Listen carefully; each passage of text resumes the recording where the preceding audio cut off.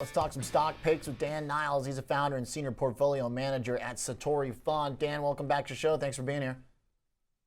My pleasure, Oliver. Hey, I'd love to hear if you have any major pushback against the macro framework we just heard, but if you don't, I mean, he did end on a pretty positive tone for tech. It kind of seems like you share that view at least. Well, I think the macro view, I do disagree in the following sense. Don't forget the Fed was late in raising rates. And so if you go back to the press conference that Jerome Powell had on December 13th, I think the key thing that he said there was somebody asked him a question in terms of cutting rates, and he said the reason you wouldn't wait for inflation to get to 2% to cut rates is that the policy would be too late. And the second part is he's not going to want to be perceived to be playing politics going into a presidential election. So he's not going to want to wait to cut rates close to November. So I do think that the odds of him cutting earlier, even with the CPI numbers, which are obviously higher than what people thought, is greater than people think for that particular reason, because he got it so wrong the first time by waiting too long. I think he'd love to stick a soft landing, and so he's going to do everything in his power to make sure that happens. All right, so you're going with more the read the guy across the table than necessarily play the math on the cards. My thing is that you should listen to what the guy who's in charge of rates is telling you.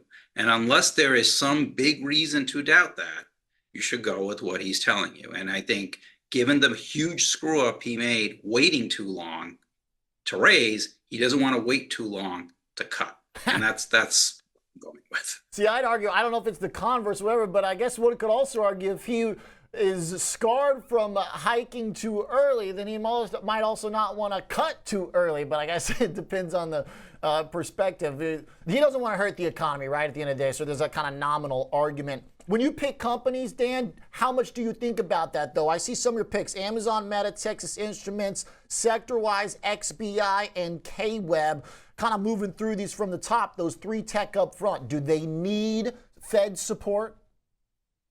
Well, you got to remember two things, Oliver. I run a hedged portfolio, so I have a lot of shorts. And so the longs that I have are matched up against shorts. And that's why we did well 2 years ago when NASDAQ was down 33% and the S&P was down 18. So all I need is for these names to outperform and for my shorts to do the work, and it'll be fine. But with regards to a lot of the names that I picked for top picks, they've got a big portion of defense built into them. And what I mean by that is if you look at Amazon in a recession, they gain share. And we think there's a lot of margin leverage there. And we can see their EPS doubling over the next 2 years from around the 270 range in calendar 23 on a GAAP basis to closer to 5 to 6 if you look out to 2025. If you think about Meta, we've got an election coming up, and that's going to happen regardless of what the economy does. And a ton of money is going to be spent on ads. And so they should benefit from that. And the stock only trades at 20 times with the S&P trading at about the same levels. And if you look at Texas Instruments, similar situation in that they went into a semiconductor downturn starting about a year ago. And I think they're going to come out of it while a lot of other companies are going into it. XBI, which is the biotech ETF, that has underperformed for 3 years in a row. And the big pharma companies, if you look at the biotech acquisitions last year, the ones that were over $1 billion in size, about half of them started since October. So the big pharma guys are telling you valuations have gotten very cheap. And KWeb, it's somewhat of a similar situation in terms of Chinese internet, which is these stocks, if you look at the broader Chinese market, so the CSI 300, for example, they're below the lows of COVID. They're below the lows of 2022. And they started, and that's exiting last year, and they've gone even lower to start this year. But I think what you're going to see is with the Taiwan elections, ending this Saturday, that gets that risk behind you. And these stocks typically rally into Chinese New Year, which is coming up, I believe, February 10th. So a lot of the portfolios got defense kind of built into it, which is the way we like to run it because we just don't like to lose money. I guess the KWeb call might be the more contrarian one of the group, given how painful that trade has been. It just feels like Xi Jinping has like an unending appetite for punishing his own economy. Is that a sort of hard guy to read, though? Maybe a little tougher than Powell? Well, here's the thing you have to go with. I always go with actions speak louder than words. And remember, Xi Jinping came to the United States, to San Francisco, to see Biden late last year. I believe he hasn't even gone to Europe since COVID ended. So that tells you things on the margin are starting to change by his actions, forgetting about his words. The other thing from an action perspective is that the Chinese government has started to step in to buy their own stocks. So with the stocks breaking below the levels of COVID, they've done that. And then the final action is they switched the regulation of the gaming companies in China from one department to the other. When it got switched, that department put out a bunch of rules, the stocks got hammered, and then about a week later, the head of that department got fired, and they had the most game approvals that they've done in quite a long time. So, one arm of the Chinese government not talking to the other, most likely. So I think the actions are telling you, combined with the fact that the PE for the big three there, called Baidu, Alibaba, and Tencent, they're trading at 13 times. If you look at the Magnificent Seven in the United States, they're trading about 34 times.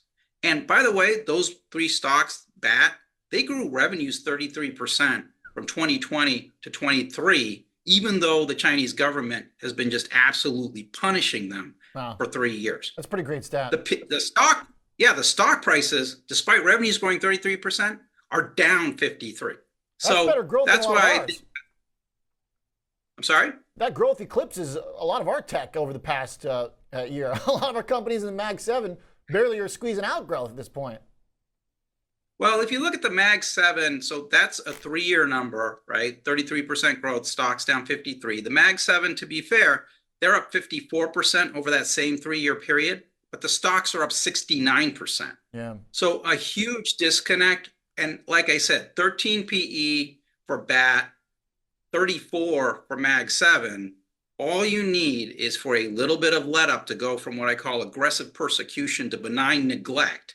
And the multiple is really what can drive this. Because if you look at last year, even for a lot of the big cap US tech stocks, it had nothing to do with earnings. Apple's earnings for the December quarter coming up are 10% lower than where they started last year. For Tesla, and the stock was up 48% last year. Yeah. For Tesla, the EPS for this December quarter is down 50 from where it started last year, and the stock doubled. And why did it do that? Well, the Fed wasn't raising rates, right? It's related to big macro picture. So that's why the macro in China, if they will just let up a little bit, all you need is multiple revaluation. You could get quite a bit of it. Aggressive persecution, shifting to benign neglect. You wouldn't think that would be too high of a bar. I like that. Well worded. Thanks, Dan, for the catch up. Thank you, Oliver. Have a good one. Dan Iles, Satori Fund.